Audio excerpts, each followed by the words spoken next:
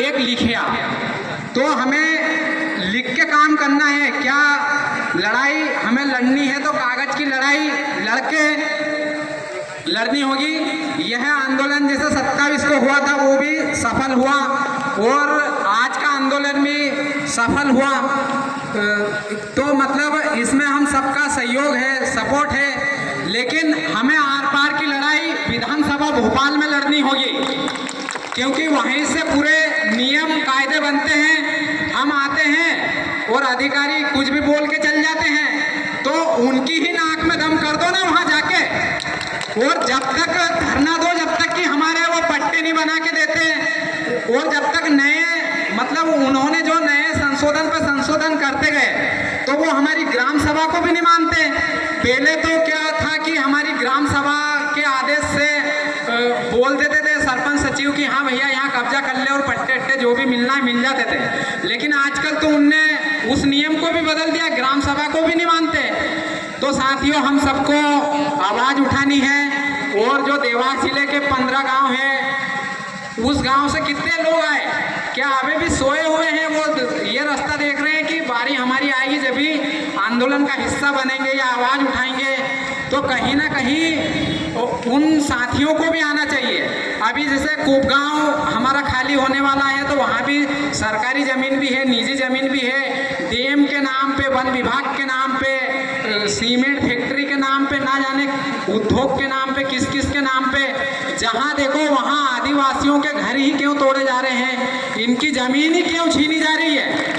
तो हमें सोचना होगा, विचारना होगा, और हक अधिकारियों की लड़ाई हमें कलम से लड़नी होगी। और अगली बार अगर ऐसा कुछ होता है तो हमें विधानसभा तक आवाज़ उठानी होगी, चाहे दिल्ली में आवाज़ क्यों नहीं उठानी पड़े।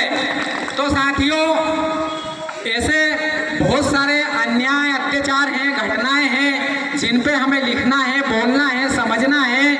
और मध्य प्रदेश में जैसे खंडवा में भी आंदोलन हो रहे हैं, सीहोर में आंदोलन हो रहे हैं, तो जहाँ देखो वहाँ हमारे आदिवासी भाई क्यों परेशान हो रहे हैं। तो ये समझने का विषय है।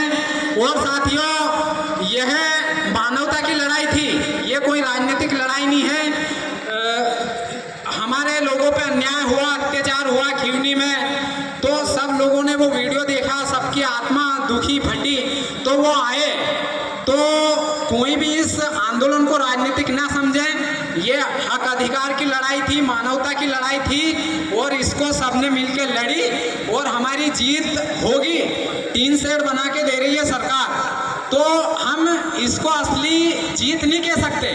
भाई टीन शेड बना रही है, फिर बाद में वो वापस वो जमीन खाली करवा देगी, टीन शेड तुड़वा देगी, तो वहाँ का पट्टा दो ना। पट्टा अगर बना के देंगे तो भाई हमारा घर हम नहीं टूटेगा, ना टीन शेड टूटेगी। और जैसे अभी 27 के आंदोलन में हमने देखा 20-20 हज़ार रुपये दे रहे थे। वो क्या होता है 20 हज़ार रुपये में? जमीन तुम करोड़ों की छीन रहे हो, मकान तुमने पुराना 50 साल 40 साल पुराना तोड़ा। तो साथियों, हमें समझना होगा, कोई भी मकान अगर टूटता है, घर टूटता है या गांव पलायन होता है, तो वो गांव ही पलायन नहीं होता, उसके साथ साथ वहाँ का जो रीति रिवाज, बोली भाषा, भाईचारा सब मतलब धीरे धीरे टूट जाता है, विलुप्त हो जाता है। तो सरकार को समझना चाहिए। तो साथियों, आगे और भी बहुत सारे प्रवक्ता हैं, दूर दूर से आए हैं, वो अपनी बात रखेंगे। इसी के साथ मैं अपनी बात को विराम करता हूँ। आप सभी को फिर से जय जोहार।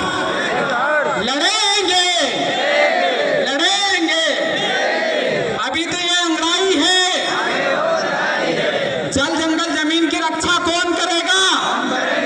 जल जंगल जमीन की रक्षा कौन करेगा? जय जोहार साथियों।